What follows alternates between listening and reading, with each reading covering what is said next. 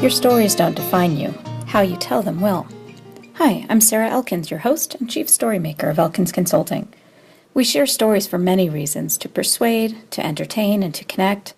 But what we sometimes forget is the impact of the stories we tell ourselves. Whether you're sharing personal stories or business stories, how you share them makes a difference in how you remember them and in how you're perceived by the people you're interacting with. When I'm working with clients on communication skills, I remind them to listen for understanding, not to respond. But during this podcast, I'm asking you to listen to consider your own related stories, to listen and consider which stories in your life might have impacted you in a similar way. Today, I interview John White of Social Marketing Solutions. I'm sitting here with John White for podcast episode number 4 of Your Stories Don't Define You, How You Tell Them Will. And I wanted to ask John White a few questions. He is the CEO and founder of Social Marketing Solutions. And he started this business because he had had really bad bosses in his experience, and he was ready to do his own thing. So the first thing I'm going to do is ask John, tell me something that is not on your profile that people can't just read on a bio, something interesting about you. Let's talk about my Twitter handle. And that is something that's very visible to people, but it's not something that, the story behind it isn't always apparent. So my Twitter handle, for those that don't know, is Juan Blanco 76. And my name is translatable. I have a translatable name. John White translates into Juan Blanco in Spanish. And as a teenager, I was very fortunate to travel to Spain as an exchange student. And pretty quickly, people in Spain realized that John White was Juan Blanco in Spanish. And that became my nickname everywhere I went in Spain. People called me Juan Blanco. And it actually followed me all the way back to the United States. And it's been a nickname that has always followed me ever since. And when I went to sign up for Twitter, and when I sign up for a lot of things, the usernames under John White are always taken, unless I'm an early adopter.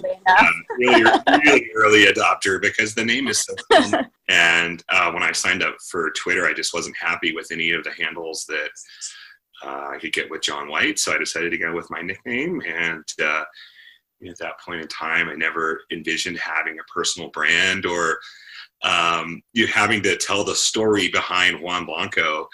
But people are always interested to hear, where that name originated and why my Twitter handle and Instagram, and especially because you don't speak Spanish regularly. Well, not as much as I'd like to. But yeah, most people know me in English. And funny quick story, we talked about my trip to Bahrain to speak. And I used my Spanish over there as the icebreaker, the attention getter for my speech.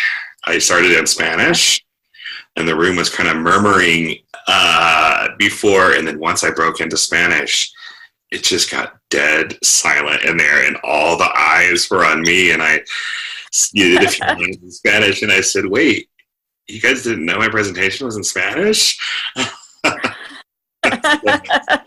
It is something that's part of me, that name and the Spanish language does still follow me everywhere. So it's funny because I think about this a lot. I think about when we travel as children or young adults, how that impacts our future selves.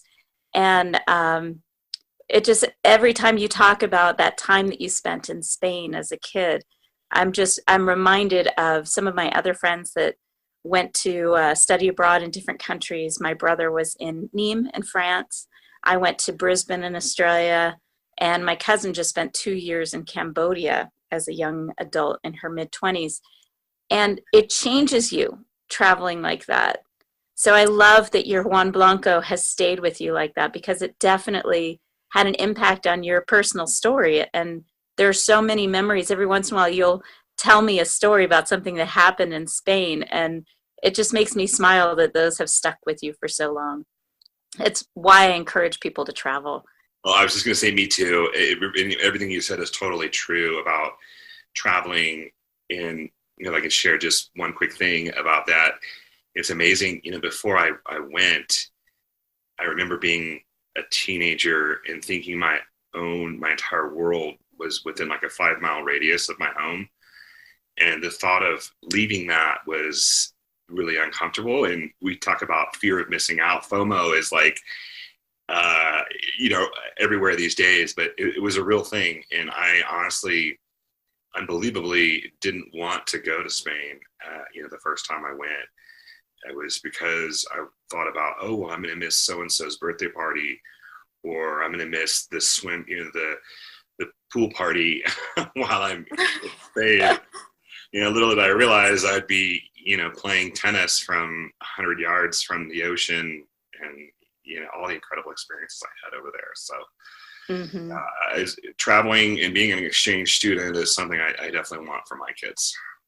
Mm-hmm. And I totally understand that. It's funny because I wouldn't have had I not had my own children, because I never hesitated. If somebody offered me an opportunity to jump on a plane and go somewhere, I never hesitated. My fear of missing out was fear of not getting on the plane and exploring. But our younger son, who has lived in Helena, Montana his entire life, does have that kind of relationship with place. And my friend Anna McAfee and I had a conversation about our relationships with place.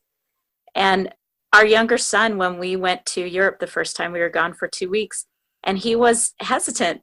He was afraid he was going to miss his friends.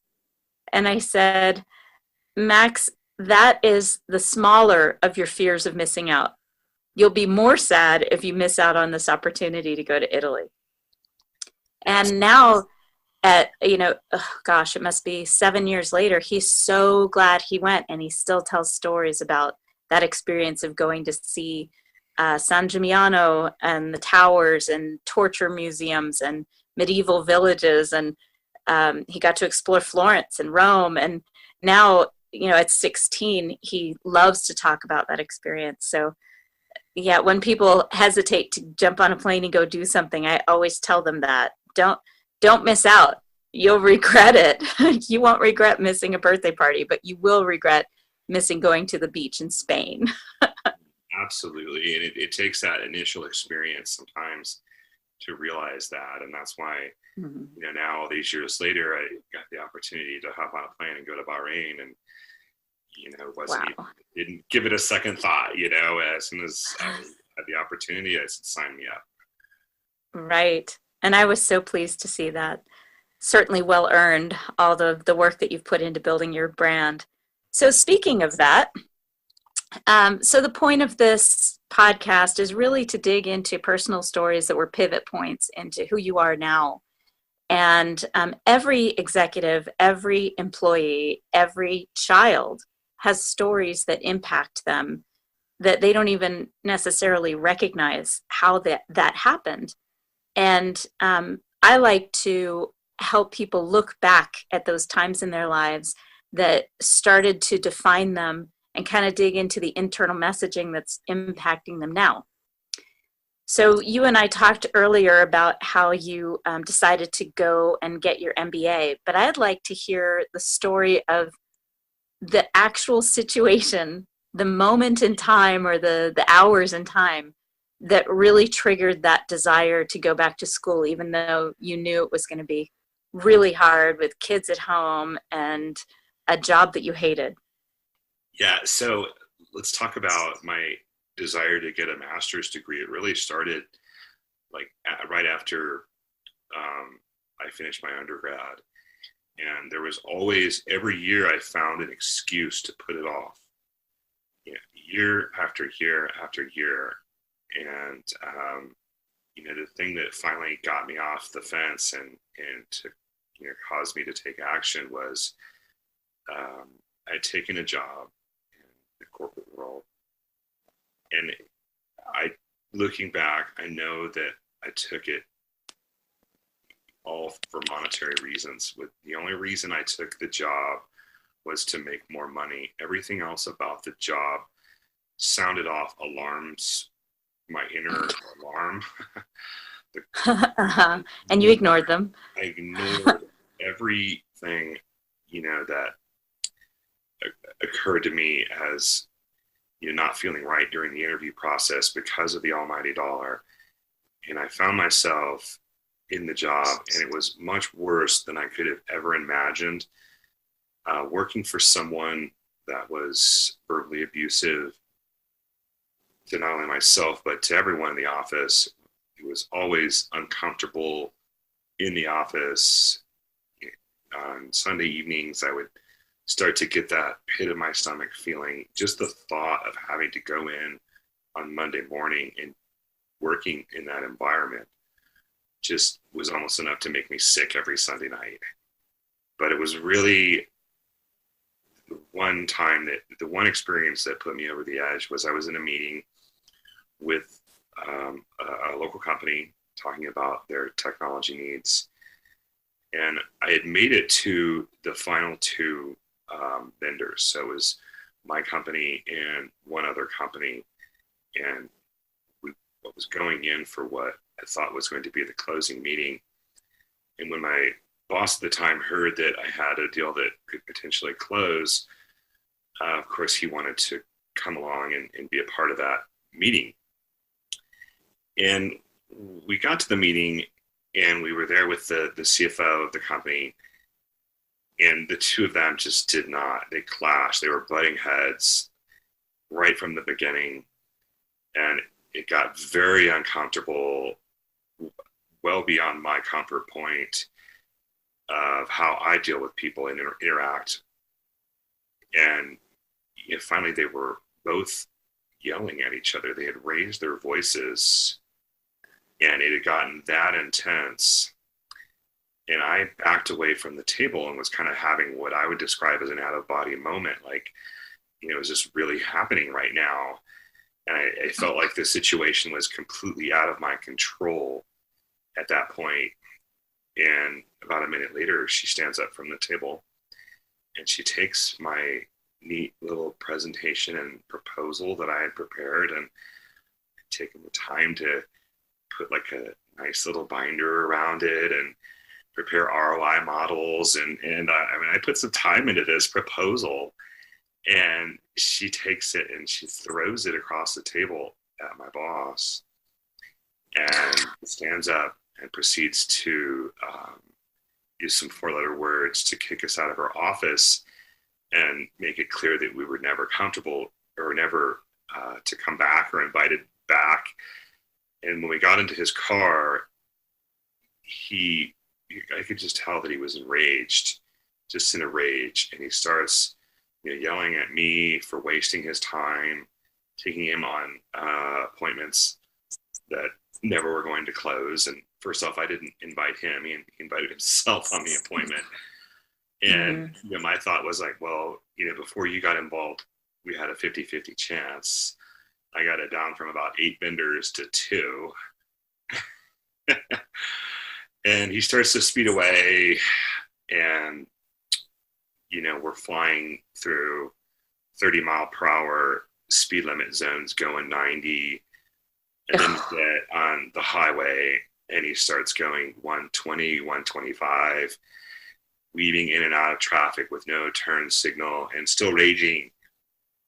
And it wasn't until I asked him to slow down several times, and I literally had to dial 911 on my phone, and I showed it to him and said, if you don't slow down, I'm going to hit send on this call. And wow. I made him finally slow down. And we didn't say anything to each other after that. Got back to the office. I went into my office, closed the door. I just remember like sitting there in deep thought for about 10 or 15 minutes. And it was at that point that I knew that I needed to do something different to change my life, to get out of that situation, to advance into things that I really wanted to do. Because up to that point, I had a good run in the corporate world, but I wasn't getting to where I wanted to be. And I knew that I needed to do something different. I looked back at, my desire to get an MBA, and I realized that I just couldn't put it off any longer. So did you apply for an MBA like that day, or did you go home and talk to your wife and say, I'm going to school again? Pretty much. I mean, that was like the time that, I mean, I'd always been talking about it with her, but I think I told her that and she was really supportive of the idea. But yeah, that was really the moment in time where I knew that I needed to go ahead and make that step. That's a pretty dramatic incident. I mean, when you think about it, he's speeding down the road with you in the car, furious. I mean, that's a pretty dramatic incident for you to have that wake up call.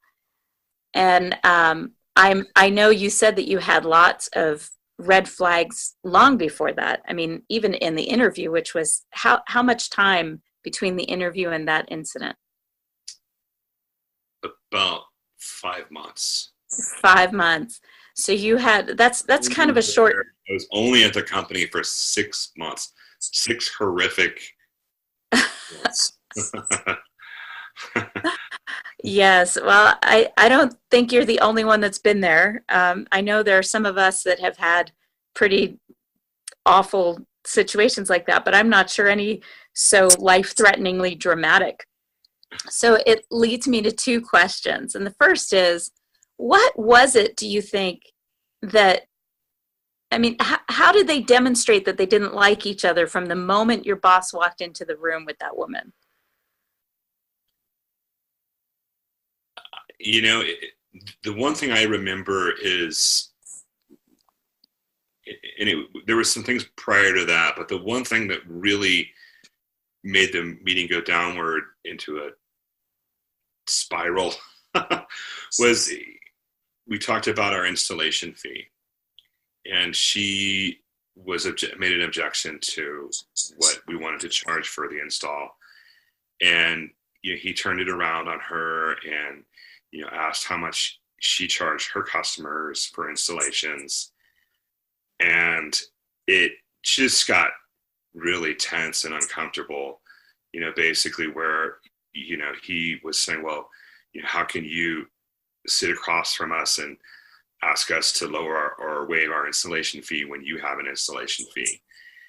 And it just was a very confrontational way to handle her objection. Mm-hmm. And I'm sure you would have done it totally differently. I would have done it with more tact. I would have gone into explaining the why behind the installation fee. So she would understand that it was not just a charge that we were arbitrarily trying to, tack on to the sales process. So yeah, I would have handled it much differently. So here we are a few years later with a completed MBA and public speaking experience, and people who never would have known how capable you were suddenly reaching out to you for help. And you look back at that incident, and did you know at that point, as you're barreling down the road, or as you're even thinking about it, sitting in your office for those 10 minutes, pondering deeply, were you thinking, this just changed my life? Honestly, I think it was more like a pity party for the first little while. Like, how did you allow yourself to get into this situation, and how are you going to be able to pull yourself out of it? I think is, what it began to evolve into.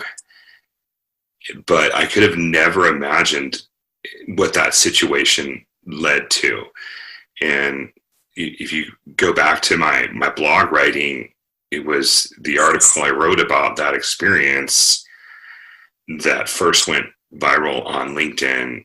And, to have that, turn that such a negative experience in my life, and to be able to use it to, grow something into something truly fantastic, it is something I could have never envisioned then, but it's pretty sweet now. That is a perfect segue. That's exactly what I was kind of leading toward. I don't think we ever really know when a pivot point happens at the time that it happens. And if we think we do, it's usually wrong. So this leads right back into that whole idea that in an earlier podcast episode, I talked about how we can't necessarily know what built us, what made us become who we are, until we look back at those specific incidents. So the reality is that this guy, this horrible, horrible boss, is part of why you are who you are now. And that just, every time I think about that, I think there's no way to regret something like that. You can be disappointed with how it went, but at the same time, first of all, regret doesn't serve any purpose. But second, you learned so much. I mean, the way that you interact with people, especially when you're trying to get a sale, is totally different because of that incident. Yeah, it's funny. I think about what I would say to him if I ever see him again. And I've thought about that many times. And I know the world's small, and I know that I'll run into him in the airport or, somewhere again someday. And I think that I'll just have to thank him. Isn't that funny? I love that. That's exactly right. I said in my podcast earlier that even those people that hurt us, that were horrible to us, sometimes they drive us just simply out of spite, and we have to thank them for that. He got me off the fence. He did. He shoved you pretty hard off the fence at a high speed, but that's a terrific story. I am so glad you took the time to talk to me about that and record this podcast. I'm just so grateful that you're part of my tribe and that you're part of the No Longer Virtual family. I'm not a joiner. I've never been somebody to join organizations or be part of a clique of any kind. I've always surrounded myself with a community of givers and encouragers. And I'm just so grateful that you're part of that community. Well, thanks, Sarah. Likewise.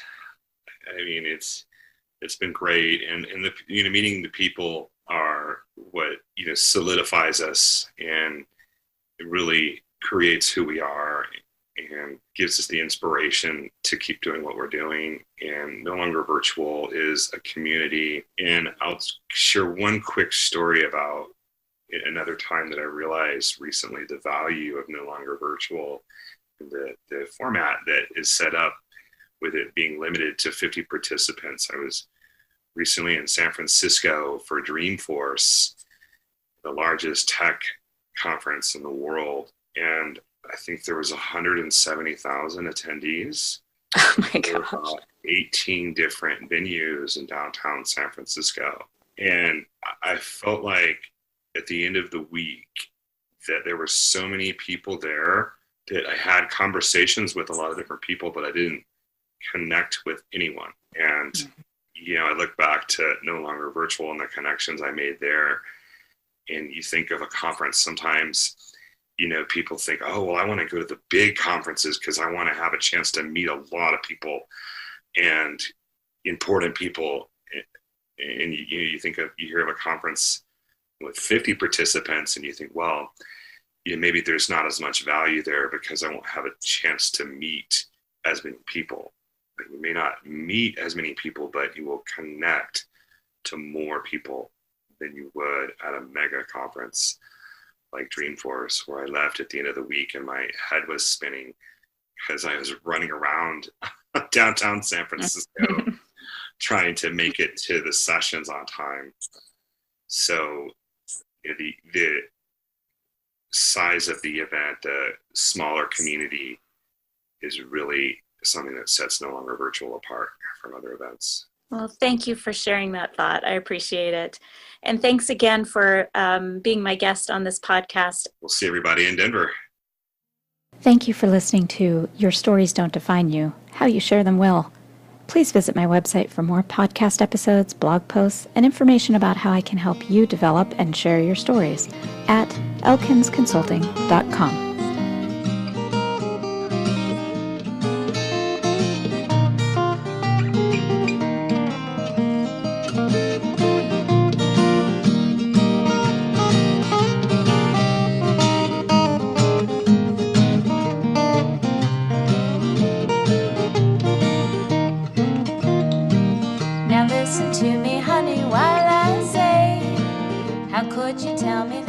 going away.